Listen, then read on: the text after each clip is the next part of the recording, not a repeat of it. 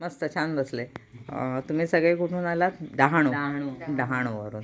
बरं, कोकण फिरायला आलात. कोकण म्हणजे तुम्ही आता चिपळूण रत्नागिरी त्या बाजूने गणपतीपुळे वगैरे करून आमच्याकडे दापोलीत आलात. दापोलीत अजून फिरणं थोडं आहे बाकी.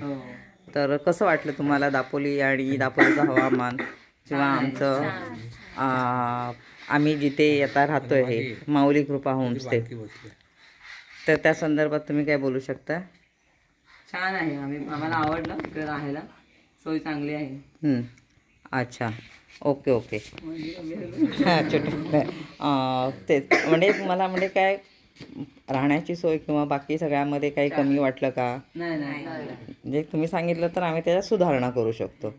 आमचं पण तसं नवीनच आहे, 2 वर्षच झाली, लॉकडाऊन नंतर केलेलं आहे.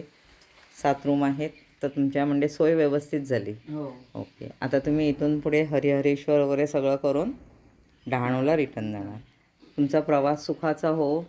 आणि आता जसे आलात तसे ॲक्च्युली दापोली 2 दिवस फिरण्यासारखं आहे.